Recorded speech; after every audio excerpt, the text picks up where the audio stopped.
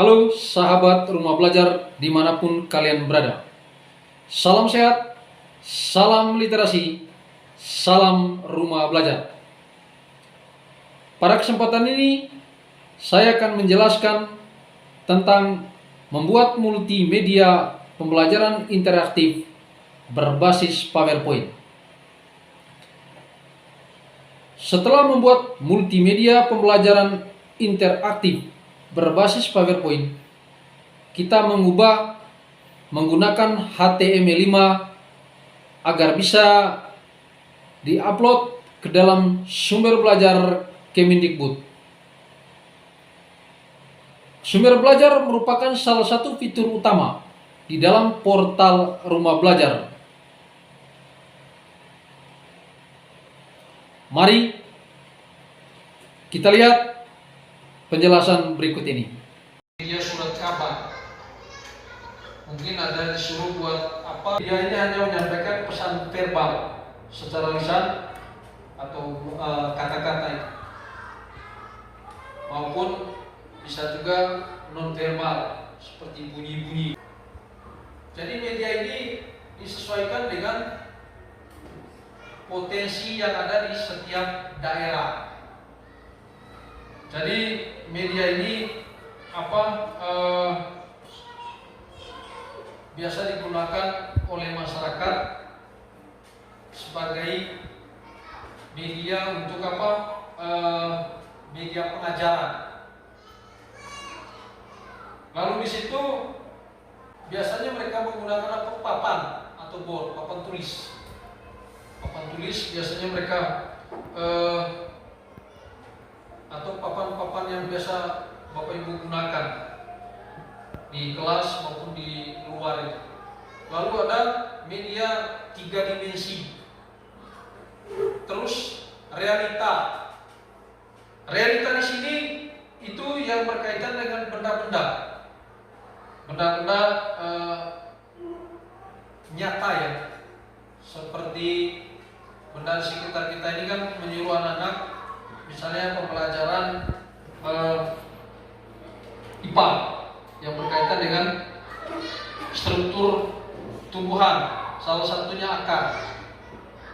Jadi kita menyuruh mereka untuk mencabut salah satu tumbuhan yang berakar serabut misalnya. Dan ini realita. Mereka cabut lalu bawa ke sini, mereka menyampaikan dan dengan bahasa mereka sendiri bahwa ini akar serabut. Lalu ada juga tumbuhan atau tanaman yang berakar tunggal misalnya. Dan mereka bisa lihat secara langsung ini realita. Lalu ada juga misalnya tentang makhluk hidup, bagaimana menyelamatkan habitat mereka. Lalu ada makhluk hidup yang ada di kehidupan kita, mungkin seperti ayam, itu realita. Lalu kita suruh mereka bawa satu anak ayam, dan kita menyuruh atau menugaskan siswa untuk mendeskripsikan ayam itu. Itu realita. Lalu ada sumber belajar yang ada di masyarakat. Misalnya yang ada di masyarakat itu ada tempat-tempat yang indah yang bisa digunakan untuk berkemah atau berwisata. Itu sumber belajar bagi siswa. Itu yang digolongkan ke dalam media serbaneka.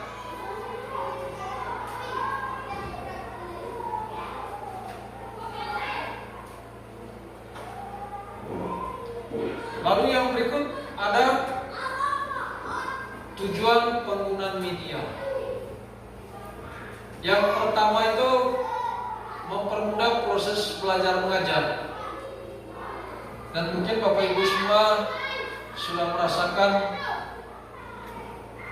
bagaimana selama proses pembelajaran berlangsung itu menggunakan media dengan baik. Lalu media itu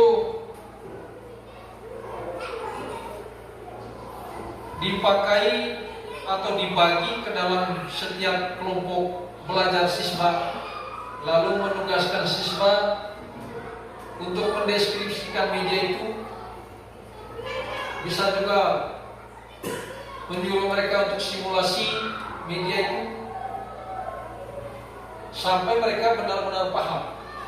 Jadi sangat berguna bagi kita dan mempermudah dalam proses belajar mengajar di sekolah.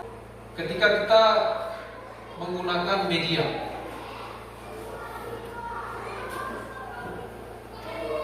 bagaimana bayangkan kalau kita tidak menggunakan media selama proses pembelajaran berlangsung? Mungkin pasti bagi kita itu merasa sulit. Dan mungkin Bapak Ibu sudah merasakan, sehingga merasa sulit bagi siswa untuk memahami materi yang kita bawa. Lalu yang ketiga, menjaga relevansi dengan tujuan belajar. Jadi ketika kita bawa dengan media, relevansi kaitan dengan tujuan belajar itu pasti selalu terjaga dengan baik.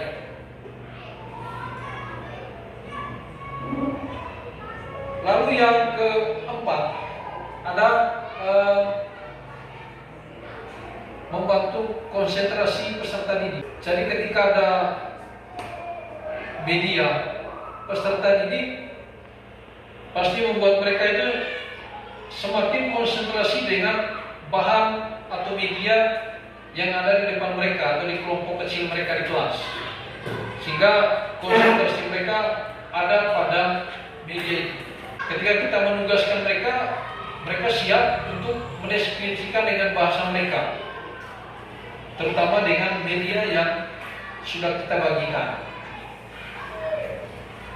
Lalu yang kelima, itu merangsang peserta didik untuk belajar. Jadi di situ ada muncul minat, ada kemauan untuk belajar terhadap materi. Bayangkan kalau seandainya kita tidak ada juga anak yang mungkin mudah paham dengan materi yang kita bawa. Ada anak yang menggunakan medium atau media untuk memahami materi yang kita bawa itu. Kita akan berulang-ulang memudahkan mereka untuk bisa untuk memahami materi yang kita bawa. Dan kelompok-kelompok yang ada di dalam sekolah kita mungkin kebanyakan harus menggunakan media agar mereka bisa paham terhadap materi yang kita bawa. Muncul kemauan mereka untuk belajar dan mencari tahu terhadap materi yang kita ajarkan itu. Lalu yang keenam, ada warna fisik, ya, sebagai warna fisik yang mengandung materi instruksional. Ada materi-materi yang bersifat instruksi, yang sifatnya perintah kepada mereka. Mereka pasti laksanakan itu. Itu tujuan penggunaan media pembelajaran. Fungsi media pembelajaran. Yang pertama itu menarik perhatian siswa. Dan Bapak Ibu sudah alami fungsi yang pertama ini. Bagaimana ketika kita mensimulasikan sambil menggunakan media di dalam proses pembelajaran, pasti semua anak aktif dan fokus perhatian mereka itu pada kegiatan kita itu. Ketika kita tidak menggunakan media, maka perhatian mereka tidak ada di kita. Pikiran mereka di kampung, di rumah. Ketika kita tanya, tidak tahu lagi. Ketika ada media yang menarik di depan mereka, pasti mereka fokusnya itu di media itu. Jadi mereka menarik perhatian mereka, itu fungsi yang pertama. Lalu yang kedua, memperjelas dalam penyampaian pesan. Nah, ini memperjelas penyampaian pesan. Ada beberapa media yang sangat jelas dalam kehidupan siswa. Salah satunya itu misalnya Garuda Pancasila. Ketika dari kelas 1, kelas 2, kelas 3 sampai kelas 6 itu PPKN selalu berbicara tentang nilai-nilai luhur dan Pancasila. Ketika mereka lihat Pancasila, mereka pasti pikiran mereka sudah jauh. Oh, dalam Pancasila itu kita pasti saling menghargai, menghormati satu nilai. Jadi ini jelas penyampaian pesan terhadap dari gambar yang mereka lihat dari media itu. Itu selain gambar Garuda Pancasila, ada juga media lain. Media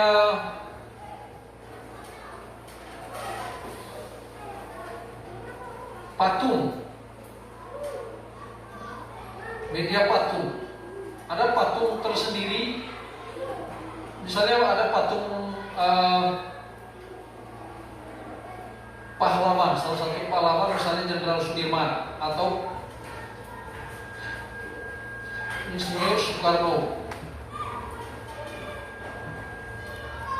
Jadi mereka tahu, oh ini ada patung Soekarno ini. Dan mereka pikir lagi, mereka berpikir bahwa dia salah satu tokoh proklamator.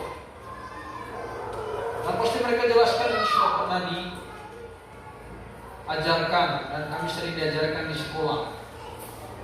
Kalian.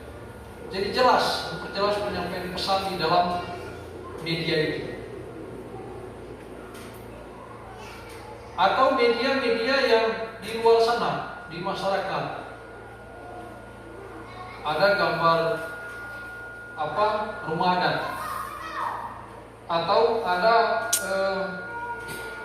gambar ini selendang congkar ini. Mereka tahu, oh ini selendang kami punya daerah dari congkar. Jadi jelas menyampaikan media itu menyampaikan pesan dengan baik terhadap mereka media-media yang mereka lihat secara nyata.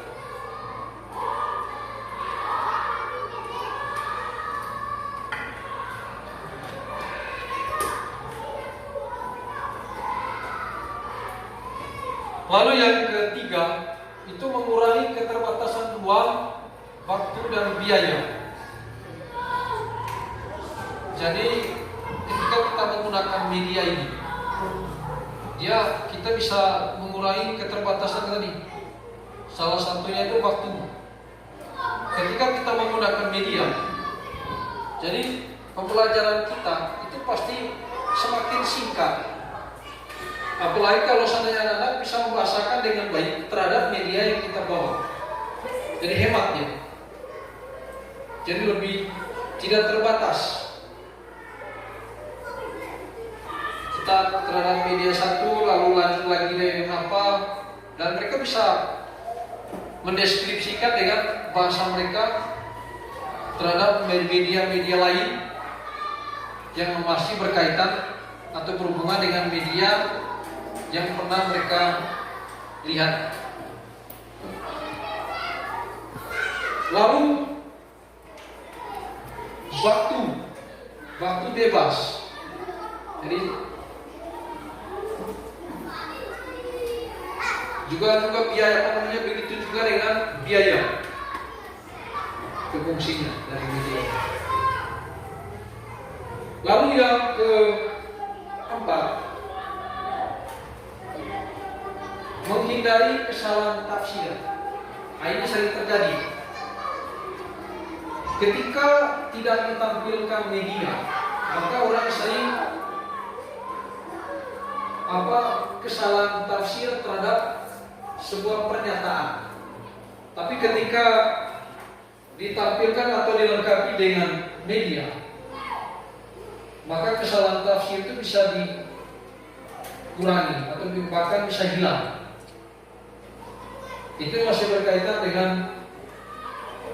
memperjelas penyampaian pesan tadi.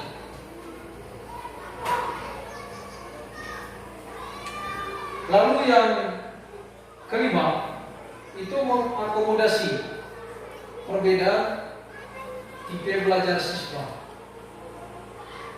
Itu tadi kembali lagi, kita ini kan sering berhadapan dengan siswa yang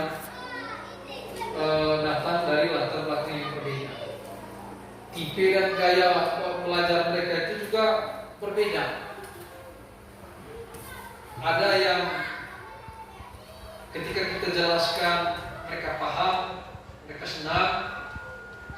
Ada juga siswa yang penyampaian materi kita itu mungkin mereka tidak senang, maunya agak gampang begitu. Ada siswa yang seperti itu. Maunya ini tidak menarik, bawa malah gampang. Itu kejadian. Tapi kebanyakan bahasa itu siswa kita itu menyampaikan itu, bahkan ada yang tidak menyampaikan secara langsung, mungkin Bapak Ibu alami. Tapi ketika kita membawa media di dalam pembelajaran itu siswa yang mungkin selama ini tidak pernah aktif pada saat itu. Tapi ketika kita tidak bawa media, mungkin mereka itu respon, tetapi tidak semangat ketika kita belajar memahami dengan media ke kelas. Ada ini. Jadi tipe-tipe atau gaya belajar mereka ini kan sangat berbeda. Jadi ada media, mereka semangat. Tidak ada media, itu siswa pasti kita lihat respon baik, tetapi dalam pikiran hati mereka tidak senang. Ada ini. Makanya kita selalu membawa media untuk mengakomodir terhadap belajar atau gaya belajar mereka. Lalu yang keenam itu mencapai tujuan pelajaran efektif. Jadi ketika kita menyiapkan media pelajaran dengan baik, pasti pembelajaran kita bisa berhasil dengan baik. Untuk beberapa bahasan yang berkaitan dengan media pembelajaran, mungkin itu saja yang perlu saya sampaikan. Sekian dan terima kasih. Baik, Bapak Berdas, silakan. Terima kasih atas waktu yang diberikan kepada saya. Jadi saya hanya berupa usulan saja, karena dari tadi kita sudah mendengar penjelasan tentang penggunaan media pembelajaran. Jadi usulan saya mungkin bisa yang menyangkut dengan media pembelajaran. Ya, selama ini kita tidak pernah digunakan, walaupun masih ada kelas-kelas tertentu yang menggunakan media. Tetapi karena media selama ini simpannya di perpustakaan, tetapi anjuran saya pada saat ini mungkin supaya kedepannya terarah cara penggunaan media tersebut, dari usulan saya mungkin bisa kita kelompokkan masing-masing media pembelajaran itu per kelas, sehingga begitu saat penggunaan media kita dengan mudah untuk mengambil media tersebut yang sesuai dengan materi pembelajaran. Jadi itu saja usulan saya. Terima kasih. Terima kasih. Tadi kita bicara tentang media, lalu Pak Nadus pernah mengungkapkan tentang media yang ada di perpustakaan. Dari saya, materi SBDP saya kira banyak medianya yang tidak tersedia di perpustakaan. Nah, bagaimana dengan media SBDP yang tidak tersedia di perpustakaan itu? Terima kasih. Baik, terima kasih atas kesempatan yang diberikan. Kalau saya tidak salah dengar tadi, seperti yang sudah dijelaskan oleh narasumber mengenai dasar penggunaan media pembelajaran tadi. Yang pertama, berpikir intuitif. Itu berkisar antara umurnya itu lebih kurang 4 tahun. Kemudian media yang digunakan itu media nyata. Kemudian yang kedua tadi, beroperasi secara konkret. Media yang digunakan juga media nyata itu untuk usia lebih kurang 7 tahun. Kira-kira antara usia 4 tahun dengan 7 tahun ini, antara berpikir intuitif dengan beroperasi secara konkret ini perbedaannya di mana? Terima kasih. Yang pertama adalah pengelompokan media yang ada di perpustakaan. Kalau pengelompokan media di perpustakaan itu sangat bisa dilakukan supaya setiap kelas bisa mengkoordinir dengan baik atau menjaga dengan baik media-media tersebut. Mungkin itu saja dari untuk Bapak Nadus. Saya rasa untuk yang di perpustakaan ke depan bisa mengelompokkan media-media itu berdasarkan mata pelajaran, sehingga dari setiap kelas jika melakukan praktikum IPA misalnya atau matematika ditempatkan berdasarkan mata pelajaran.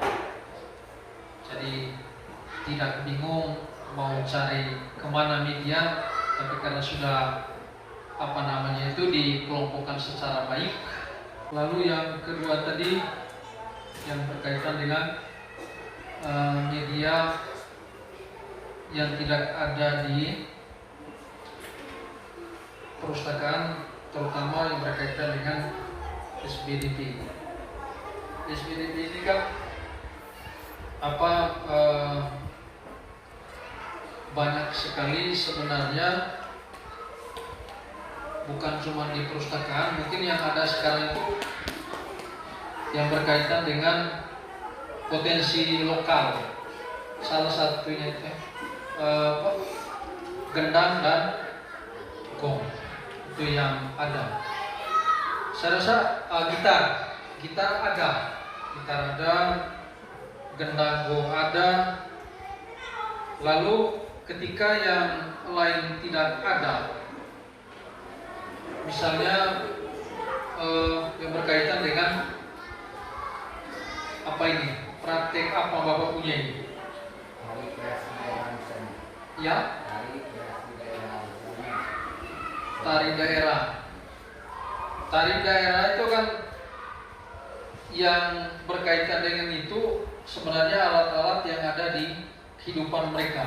Tinggal nanti Bapak ke depan bisa menugaskan atau menyuruh mereka menyiapkan bahan-bahan yang berkaitan dengan SBDP, terutama yang potensi daerah itu. Yang sering mereka lakukan di tarian daerah ini kan menghadirkan narasumber selain bahan itu tadi ya. Dari caci itu punya busana yang dikenakan pada pembeli, lalu ada dengan dia punya propertinya. Nah, propertinya di sini seperti agam, toga, gigi, lalu panggal, katakan seperti itu. Tapi di perpustakaan atau di sekolah tidak disiapkan, hanya tidak ada. Yang ada paling itu di masyarakat. Nah, bagaimana dalam rangka tadi untuk lebih memahami siswa di dalam mempelajari tentang properti dari dari kreasi daerah tadi itu, kalau media-media itu katakan lamban baru ada, ini tidak ada pada waktunya. Itu yang berkaitan ini, karena itu yang tidak ada di perpustakaan kita selain panikan bentang dan bom yang ada. Tapi kalau toda, kapiji, kemudian gorong itu seperti tadi apa itu tadi caci. 4 tahun ini dengan yang 7 tahun ke atas, ini lebih dari 4 tahun. Itu perbedaannya yang secara mendalam itu bagaimana? Yang intuitif itu kan apa ya? Mereka menggunakan media, mereka memegang media, tapi mereka misteri, merasa bahwa ini misteri apa gunanya ke depan. Mereka belum bisa mendeskripsikan karena masih bagi mereka masih misteri media-media itu. Ketika ada media tertentu yang mungkin mereka ini gunanya untuk apa, mereka belum bisa menciptakan, karena bagi mereka ini mereka hanya masih bersifat konsumtif. Tapi kalau usia yang lebih dari 7 tahun sampai 10 tahun, ini media-media mereka ini kan yang secara konkret realitanya itu mereka sudah bisa menghasilkan sesuatu, bisa menciptakan media-media kecil. Misalnya mobil-mobilan, anak-anak usia 8 tahun sampai 10 tahun itu sudah bisa ciptakan. Itu yang bisa konkret. Makanya kita menggunakan media itu media yang sesuai dengan kondisi dan usia mereka. Lalu kalau yang masih misteri tadi, yang intuitif itu, yang usia 4, 5 dan 6 tahun itu kita menggunakan media-media yang menurut mereka masih dalam kelompok-kelompok bermain. Main media belum menciptakan apa-apa, belum bisa membuat mobil-mobilan.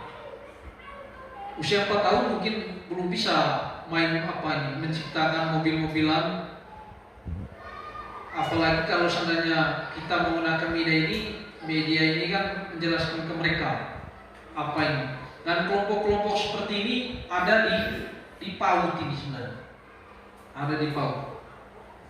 Jadi usia siapa ini? Dava itu mereka hanya main itu saja gitu. Jadi kita menggunakan media yang sesuai dengan usia mereka dan menurut mereka belum bisa. Berikut lampiran kegiatan berbagi dan berkolaborasi bersama sahabat rumah belajar di Indonesia.